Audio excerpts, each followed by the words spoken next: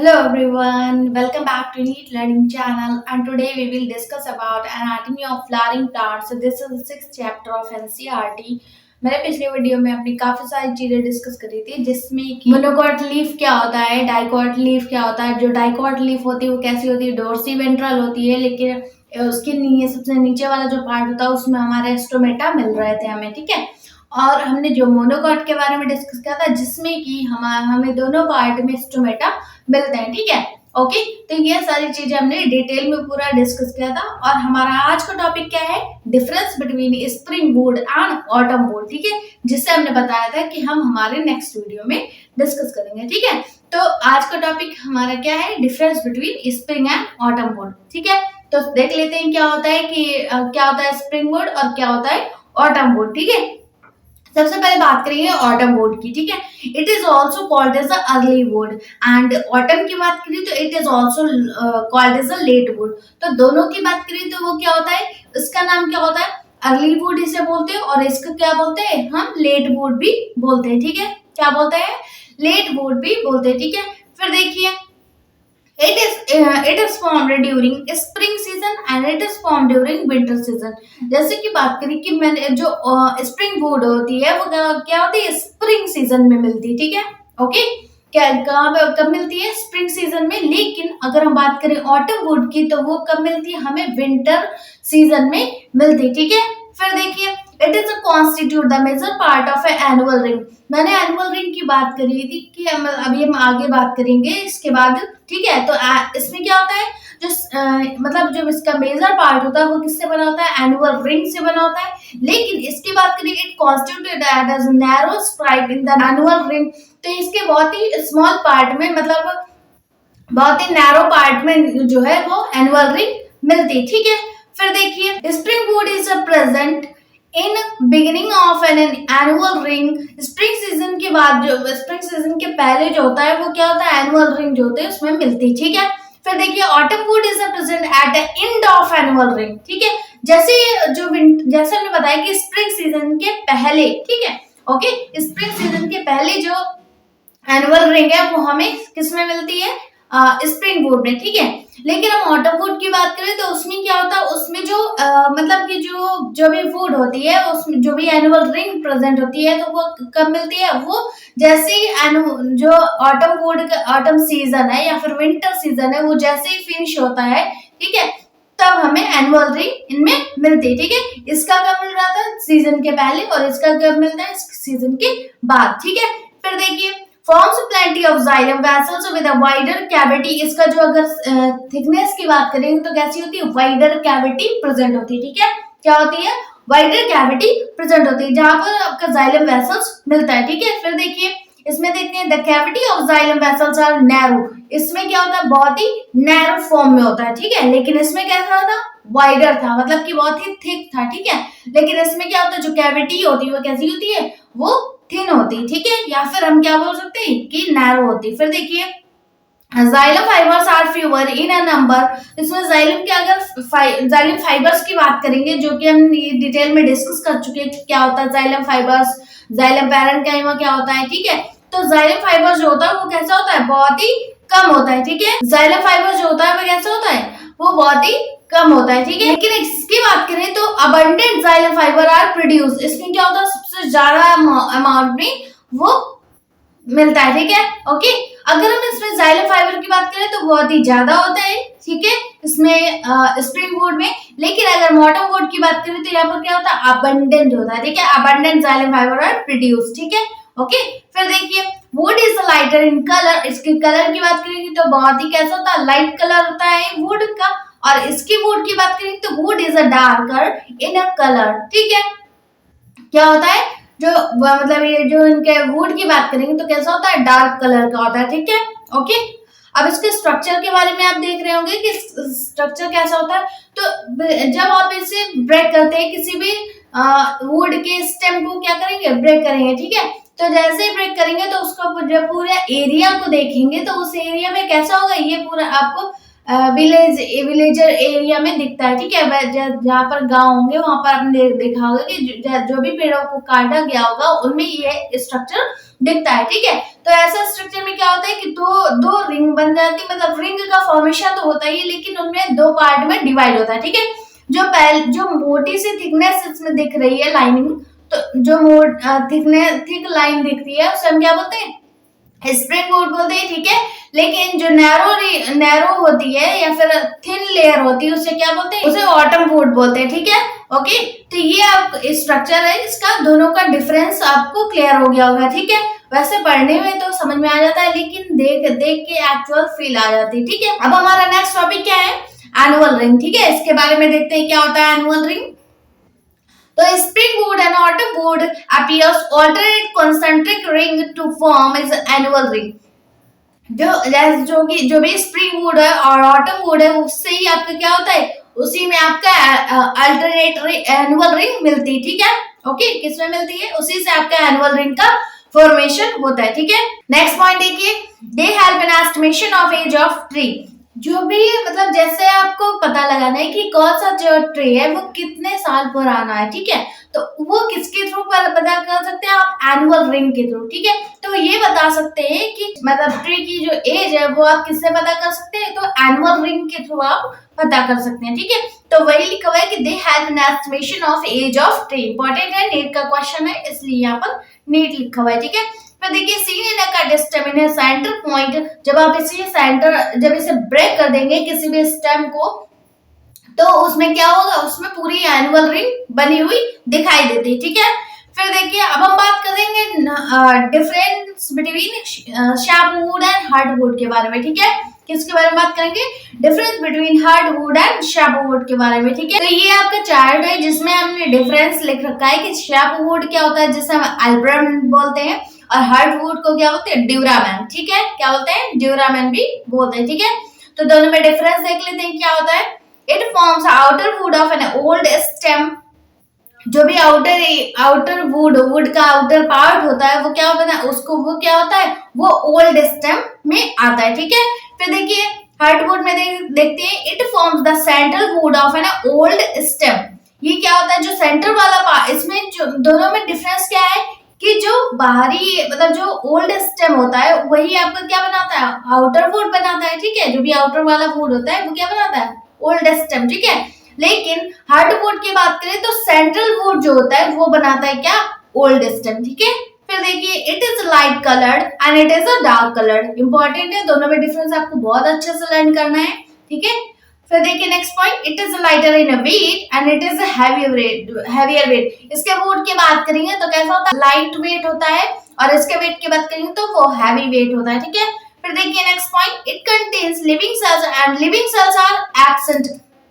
इसमें बात करेंगे शार्पवुड में तो इसमें क्या होता है, ये लिविंग सेल्स इनमें मिलती है, ठीक है। ओके, जो भी मतलब न्यू सेल्स ग्रो हो रही हैं तो वो क्या है, वो लिविंग सेल्स में मिलते हैं, ठीक है। लेकिन अगर हम हार्डवुड की बात करें तो इनमें लिविंग सेल्स होती है वो कैसी होती है, एब्सेंट होती है, ठीक है। कैसी होती है, एब्सेंट होती है, ठीक है। फिर देखिए it is a functional part involve in ancient of shape, ancient of SAP. जो एशियंट ऑफ सैप की प्रोसेस होती है जिसमें कि कलर जो होता है वो जो भी कलर आप करेंगे तो वो क्या होगा, वो आपके लीफ में दिखाई देगा, ठीक है। तो ये जो प्रोसेस होती है वो इनमें मिलती है, किसमें, शार्पवुड में मिलती है, ठीक है।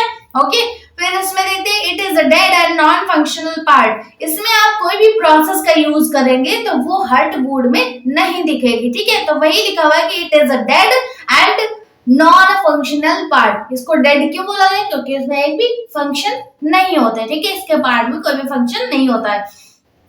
फिर देखिए टाइलोसिस आर एब्सेंट, इसमें क्या होता है, टाइलोसिस आर प्रेजेंट। तो दोनों में डिफरेंस क्लियर हुआ कि इसमें क्या होता है, टाइलोसिस जो होता है वो एब्सेंट होता है, जबकि हार्डवुड में क्या होता है, जो टाइलोसिस होता है वो कैसा होता है, प्रेजेंट। तो शार्पवुड की बात करें तो शार्पवुड में वाटर का कंटेनिंग होता रहता है, मतलब वाटर की प्रोसेस जो है वो चलती रहती है, ठीक है। लेकिन हार्डवुड की बात करें तो हार्डवुड तो डेड है ना, ठीक है। इसमें जो होता है वो वाटर का कंटेनिंग कुछ भी नहीं होता, ठीक है। ओके, दोनों में डिफरेंस समझ में आया।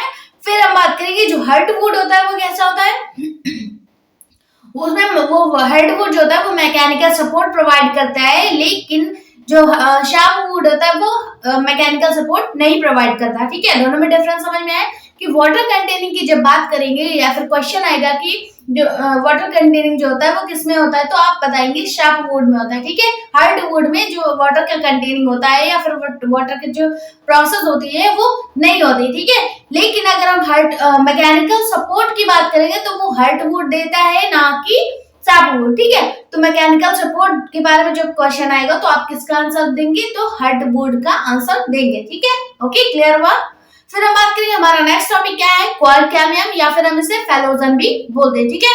जैसे हमने बात करी थी कैम्बियम की, तो कैम्बियम में वो उसी में आपका जाइलम फ्लोएम जो होता है वो ग्रो करता है, ठीक है। तो ऐसा ही क्वार्क कैम्बियम भी है, ठीक है, जिसे हम फेलोजन भी बोलते हैं। तो इसके बारे में देख लेते हैं क्या होता है। तो multi layered thick made up of narrow and thin walled nearly rectangular cells. इसके स्ट्रक्चर की बात करेंगे तो इसमें सेल्स कैसी होती है, रेक्टेंगुलर शेप में होती है, ठीक है। कैसी होती है, रेक्टेंगुलर शेप में होती है, ठीक है। और अगर मतलब रेक्टेंगुलर शेप में होती है और नैरो होती है, ठीक है। नैरो होती है, रेक्टेंगुलर शेप में होती है और मल्टी लेयर्ड होती है, बहुत सारी लेयर प्रेजेंट होती है, ठीक है। ओके, जिसके कारण वो हमें थिक दिखाई देता है, ठीक है। ओके, वॉल्ड की बात करेंगे तो वॉल कैसी होती है, थिन होती है, और शेप की बात करेंगे तो रेक्टेंगुलर शेप होता है, ठीक है, सेल्स का। फिर देखिए stem continue to increase gut due to the activity of vascular cambium, the outer cortical and epidermis layer get broken। तो इसके बारे में देखेंगे, स्टेम जो होती है वो कैसे थिक होती है। मैंने बताया था कि जैसे जैसे आपका कैम्बियम इंक्रीज होगा, फिर उसके बाद कैम्बियम से जाइलम और फ्लोएम का मतलब जो नंबर है वो बढ़ेगा। तो इसी तरीके से क्या है, उसकी गर्थ या फिर उसका एरिया का इंक्रीज, एरिया जो है वो उसकी थिकनेस जो है वो बढ़ेगी, ठीक है। ओके, तो मतलब उसमें क्या होगा, वास्कुलर कैम्बियम जो होगी जब एक्टिव होगी तभी क्या है, जाइलम और फ्लोएम का फॉर्मेशन होगा, और जब जाइलम फ्लोएम का फॉर्मेशन होगा तो किसी भी स्टेम की थिकनेस बढ़ेगी, ठीक है। किसी भी प्लांट के स्टेम की थिकनेस बढ़ेगी, ठीक है। किसके कारण होती है, तो वो कॉल कैम्बियम या फिर वास्कुलर कैम्बियम के थ्रू होती है, ठीक है। फिर लिखा हुआ है provide new productive cells layer. इसमें क्या होता है, जब मतलब need to replace provide new productive cells layer. इसमें क्या होता है, जब हम एपिडर्मिस जो आउटर लेयर होती है उससे क्या करते हैं, जब हम ब्रेक कर देते हैं या फिर उसे हटा देते हैं आउटर लेयर को, तो क्या करता है, तो जो प्रोडक्टिव जो मतलब सेल्स जो होती है जो कि प्रोडक्टिव होती है, तो वो क्या करती है, तो वो न्यू सेल का फॉर्मेशन करती है, ठीक है। ओके, जैसे आप कोई भी आउटर लेयर है जिसे हम एपिडर्मिस बोलते हैं उसे हटा देते हैं या फिर रिमूव कर देते हैं, तो जो अंदर की जो न्यू सेल्स है वो क्या करती है, वो न्यू सेल्स का फॉर्मेशन करती है, ठीक है, उस जगह पे। फिर देखिए the outer cells differentiate into cork और फैलम। ये जो आउटर सेल होती है यही आपका कॉर्क और फैलम को डिवाइड करती है, ठीक है, या फिर अलग अलग करती है, ठीक है। किसको, कॉर्क को और फैलम को, ठीक है। कौन अलग करता है, तो आउटर सेल्स जो होती है वो इन दोनों को अलग करती है। फिर देखिए the cells of secondary cortex is a parenchymatous. जो सेकेंडरी कॉर्टेक्स होता है हमारा वो किससे बना होता है, तो पैरेन्काइमेटस सेल्स, ठीक है। फिर देखिए inner cell differentiate into secondary cortex और फैलोडम। जो इनर वाली सेल होती है, आउटर वाली सेल मैंने बता दिया कि वो किसको किसको डिफरेंशिएट करती है, तो क्वार्क को और फैलम को, ठीक है। लेकिन इसके बात करें इनर सेल को, इनर सेल की, तो इनर सेल जो होता है वो किसको डिफरेंशिएट करती है, तो सेकेंडरी कॉर्टेक्स और फैलोडम को, ठीक है, सेकेंडरी कॉर्टेक्स और फैलोडम को, ठीक है। फिर देखिए the cells of secondary cortex is a parenchymatous cell. जो सेकेंडरी कॉर्टेक्स है वो किसका फॉर्मेशन करती है, पैरेन्काइमेटस सेल का, ठीक है। फिर देखिए cork is improved to water due to suberin deposition in the cell wall. जो क्वार्क होता है वहीं पर आपका वाटर का स्टोर होता है, ठीक है। कहां पर, जो सेल वॉल होती है जो कि हमने बताया था कि सुबेरिन से बनी होती है, वहीं पे आपका वाटर का डिपोजिशन होता है, ठीक है। अब हम बात करते हैं जो periderm is equal to phelloderm plus phellogen plus phellem, ठीक है। ओके, जो फैलोडम और फैलोजन और फैलम जो होता है वो इन तीनों को ही मिला के क्या बनता है, हमारा पेरिडम बनता है, ठीक है। क्या बनता है, पेरिडम, ठीक है। फिर देखिए bark is a non-technical term that refers to all tissue external to vascular cambium. Bark is a number of type, example periderm and secondary phloem, ठीक है। जो भी सेकेंडरी फ्लोएम होता है जिसे हम पेरिडम भी बोलते हैं, तो पेरिडम एंड सेकेंडरी फ्लोएम जो होता है जितना भी नंबर इंक्रीज करेगा उसे हम क्या बोलते हैं, बार्क बोलते हैं, ठीक है।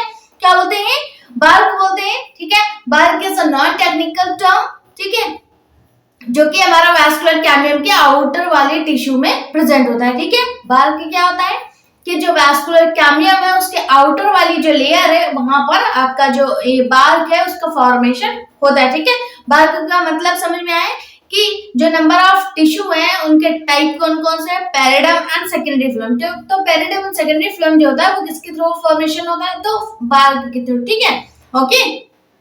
तो बार्क जो तो वो दो टाइप का होता है, कौन कौन सा, अर्ली एंड लेट। अर्ली का मतलब क्या होता है, जो सॉफ्ट बार्क होता है उसे क्या बोलते हैं, अर्ली, एंड जो मतलब हार्ड बार्क होता है उसे क्या बोलते हैं, लेट बार्क। ठीक है, ओके।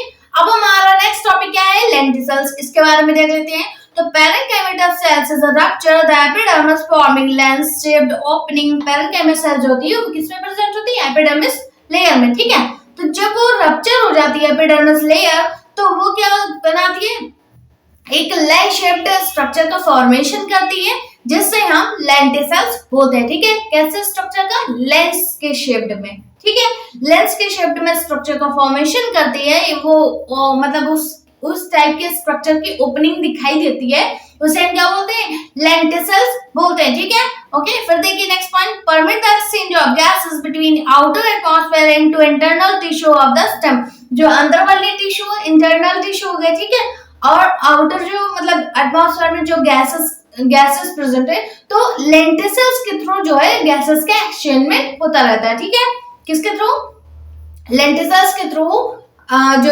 एटमॉस्फेयर में गैसेस है उनसे गैसेस का एक्सचेंजमेंट होता रहता है। ठीक है, ओके, स्टेम में। अब हमारा ये जो चैप्टर है वो खत्म हो जाता है। ठीक है, तो जैसा कि हमारा रूल ये है कि जो भी चैप्टर फिनिश होता है तो उसमें हम कुछ क्वेश्चन का डिस्कशन करते हैं, तो हम इस चैप्टर में भी करेंगे। ठीक है, तो सम इम्पोर्टेंट क्वेश्चन में सबसे पहला क्वेश्चन क्या है, the apical meristem of root is present. तो अपिकल मेरिस्टेम जो होता है वो किनमें मिलता है, तो रेडिकल में भी मिलता है, एडवेंटियस रूट में भी मिलता है और टैप रूट में भी मिलता है। ठीक है, तो हम ये भी बोल सकते हैं कि सारे ही रूट में मिलता है। ठीक है, क्या मिलता है, अपिकल मेरिस्टेम मिलता है। ठीक है, फिर देखिए axillary bud and terminal bud derive from the activity of, जो एक्सिलरी बड होती है और टर्मिनल बड होती है। ठीक है, तो वो किससे डिराइव होती है, तो मतलब वो किससे बनी होती है, तो आप क्या बताएंगे, अपिकल मेरिस्टेम से ही बनी होती है। ठीक है, ओके, किससे, अपिकल मेरिस्टेम से ही आपका एक्सिलरी बड का फॉर्मेशन होता है या फिर टर्मिनल बड का फॉर्मेशन होता है। ठीक है, फिर देखिए मोनोकॉट लीफ प्रोसेस, जो मोनोकॉट लीफ होती है वो किससे बनी होती है, तो इंटरकैलरी मेरिस्टेम से। ठीक है, किससे बनी होती है, इंटरकैलरी मेरिस्टेम से। ठीक है, इंपॉर्टेंट है, नीट का क्वेश्चन है तो याद रखिएगा। ठीक है, तो फोर्थ क्वेश्चन की बात कर लेते हैं, collenchyma occurs in stem and petiole. जो लीफ का पार्ट होता है, मतलब पहले तो स्टेम हो गया, ठीक है, और स्टेम में भी लीफ का जो पार्ट होता है जिसे हम पेटियोल भी बोलते हैं, तो उनमें क्या होता है, कोलेनकाइमा प्रेजेंट होता है।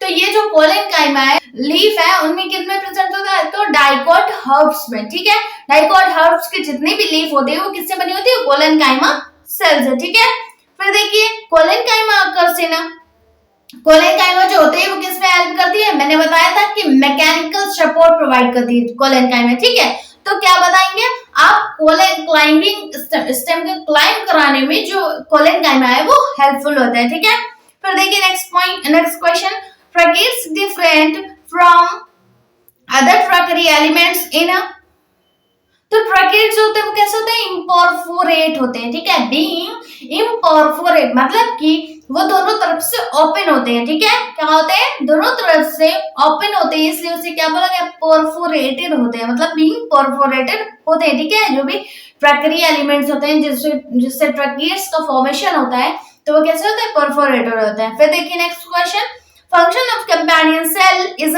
There, this question is AIPMT। जो पूछा गया है कि कंपेनियन सेल का जो फंक्शन है वो कौन सा होता है, तो आप क्या बताएंगे, loading of sucrose into sieve element. ठीक है, जो भी सुक्रोज का फॉर्मेशन हो रहा है तो उसको कहां पर ले जाना, सीव एलिमेंट में। ठीक है, कहां पर ले जाना, सीव एलिमेंट में ले जाना। किसका फंक्शन होता है, कंपेनियन सेल्स का। ठीक है, फिर देखिए companion cell are closely associated with the, जो कंपेनियन सेल होते हैं वो क्या मतलब किससे बनी होती है, तो आप क्या बताएंगे, सीव एलिमेंट से। ठीक है, ओके, किससे बनी होती है, सीव एलिमेंट एलिमेंट से, नीट का क्वेश्चन है, इंपॉर्टेंट है, याद रखिएगा। फिर देखिए 9th क्वेश्चन हमारा क्या है, the chief water conducting element of xylem in a gymnosperm are. जब हम पढ़ा रहे थे जाइलम और फ्लोएम के बारे में, तो जाइलम के कितने पार्ट होते हैं, फ्लोएम के कितने पार्ट होते हैं, और किनमें कौन सा पार्ट मिलता है। तो जो जिम्नोस्पर्म होता है उनमें हमें जाइलम पार्ट मिलता है, ठीक है। ओके, तो किस में मिलता है, ट्रैकिड्स में, ठीक है। जो भी जिम्नोस्पर्म होते हैं उनमें क्या होता है, ट्रैकिड्स मिलते हैं, ठीक है। क्या मिलते हैं, ट्रैकिड्स मिलते हैं। ओके, फिर देखिए ट्रैकिड्स के थ्रू जो वाटर का जो कंडक्शन है वो होता है, ठीक है।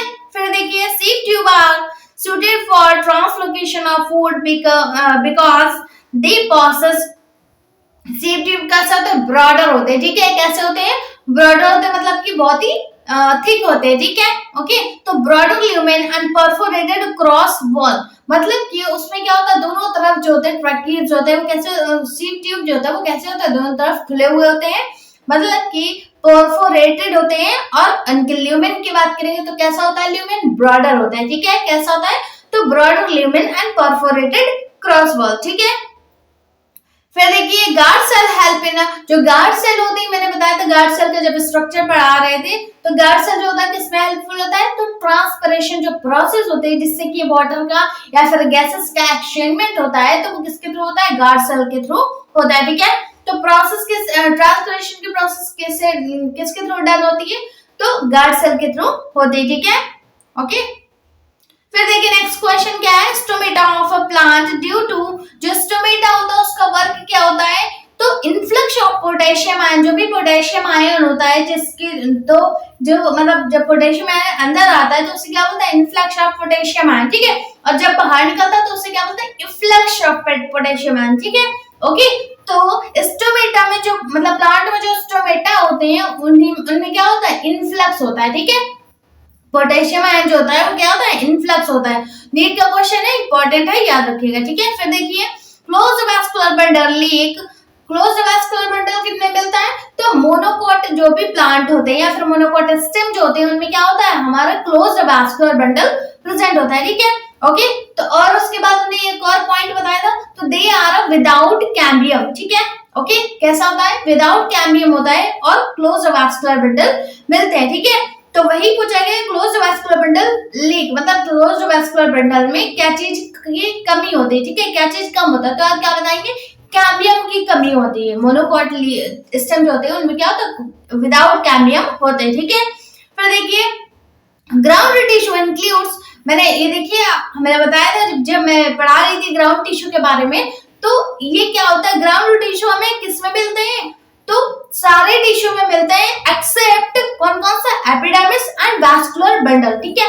वैस्कुलर बंडल और एपिडर्मिस को छोड़ के बाकी जितने भी टिश्यू होते हैं उनमें हमें ग्राउंड टिश्यू मिलते हैं, ठीक है। इंपॉर्टेंट है, नीट का क्वेश्चन है, इसलिए हमें जब ये पढ़ा रहे थे तो पूरा ये डेफिनेशन वाइज मैंने इसको अंडरलाइन किया था कि ये इंपॉर्टेंट है, ठीक है, इससे डायरेक्ट क्वेश्चन आता है, ठीक है। फिर नेक्स्ट क्वेश्चन देखिए, a major characteristic feature of monocot root is the presence of, जो मोनोकोट रूट का कैरेक्टर, मेन कैरेक्टर जिससे आप मोनोकोट रूट को और डाइकोट रूट को डिफरेंशिएट कर सकते हैं, तो वो किसके थ्रू कर सकते हैं, कैम्बियम के थ्रू, ठीक है। किससे, कैम्बियम के थ्रू, कि किसमें कैम्बियम प्रेजेंट होता है, किसमें कैम्बियम नहीं होता, तो आप क्या बताएंगे, वैस्कुलर विदाउट कैम्बियम, ठीक है। मोनोकोट लीफ जो होता है या फिर मोनोकोट रूट जो होता है वो क्या होता है, उसमें वो विदाउट कैम्बियम होता है, ठीक है। फिर देखिए intervascular cambium develop from the cells, जो इंटरवैस्कुलर कैम्बियम होता है तो वो किससे डेवलप होता है, मेडुलरी रेस से। अभी हमारे पिछले वीडियो में हमने इसको डिस्कस किया था, ठीक है। फिर देखिए meristematic tissue responsible for the increase in a girth, जो मेरिस्टेमेटिक टिश्यू होता है जो कि गर्थ को इंक्रीज करने में हेल्पफुल होता है, तो कौन होता है, लेटरल मेरिस्टेम, ठीक है। ओके, जितना ज्यादा लेटरल मेरिस्टेम जो होगा ग्रोथ करेगा उतना ही ज्यादा आपके जो किसी भी ट्री की गर्थ जो है वो इंक्रीज होगी, ठीक है। इंपॉर्टेंट है, नीट का क्वेश्चन है, याद रखिएगा, ठीक है। फिर देखिए which of the following is not lateral meristem, कौन से जो है वो लेटरल मेरिस्टेम नहीं है, ठीक है। तो आप क्या बताएंगे, इंटरकैलरी, क्यों, क्योंकि वो मोनोकोट में मिलती है, ठीक है। ओके, तो इंटरकैलरी मेरिस्टेम जो है वो लेटरल मेरिस्टेम नहीं है, ठीक है। फिर देखिए age of tree can be estimated by, तो अभी मैंने पढ़ाया जस्ट थोड़ी देर पहले कि जो एनुअल रिंग है वो मतलब किसी भी ट्री की एज को कैसे आप डिफाइन कर सकते हैं, कैसे आप आइडेंटिफाई कर पाएंगे कि वो ट्री कितने साल पहले का है, तो किसके थ्रू करेंगे, नंबर ऑफ एनुअल रिंग, ठीक है। एनुअल रिंग से ही आप पता कर सकते हैं कि ट्री की कितनी एज है, ठीक है। ओके, तो इंपॉर्टेंट है, देखिए नीट का क्वेश्चन है आया हुआ है, ठीक है। फिर देखिए next question, hardwood differs from sapwood, तो अभी देखिए मैंने अभी डिफरेंस इसके बारे में पढ़ा है कि हार्डवुड और सैपवुड को मेन डिफरेंस क्या है, किस तरीके से आप इनको डिफरेंस क्रिएट कर सकते हैं। तो having dead and non conducting element, ठीक है। जो भी हार्डवुड होता है उसका मैंने एक ये मेन पॉइंट था जिसमें कि वो कैसा होता है, डेड होता है, ठीक है। उसमें वाटर कंडक्शन नहीं होता है, किसमें, हार्डवुड में वाटर का कंडक्शन नहीं होता है, क्यों, क्योंकि ये डेड है, ठीक है। ओके, डेड है और they are non conducting element, ठीक है। ओके, हार्डवुड क्या है, डेड है and they are non conducting element, इसमें वाटर का कंडक्शन नहीं होता और ये मैकेनिकल सपोर्ट प्रोवाइड करते हैं, ठीक है। ओके, इंपॉर्टेंट है, नीट का क्वेश्चन है, ठीक है। तो ये कुछ हमने क्वेश्चन डिस्कस किए, देख रहे हैं कि जितना भी मैंने पढ़ाया उससे से ही आपका ये क्वेश्चन आया नीट के, ठीक है। ओके, इसमें ज्यादातर जो है वो नीट के क्वेश्चन थे जिससे हमने डिस्कस किया, ठीक है। Okay, that means they are a PYQ question, previous year question थे, ठीक है। ओके, तो मिलते हैं नेक्स्ट वीडियो में हमारे नेक्स्ट चैप्टर के साथ, ठीक है। और लाइक शेयर सब्सक्राइब करिए और फिर मिलते हैं नेक्स्ट वीडियो में, तब तक के लिए थैंक यू।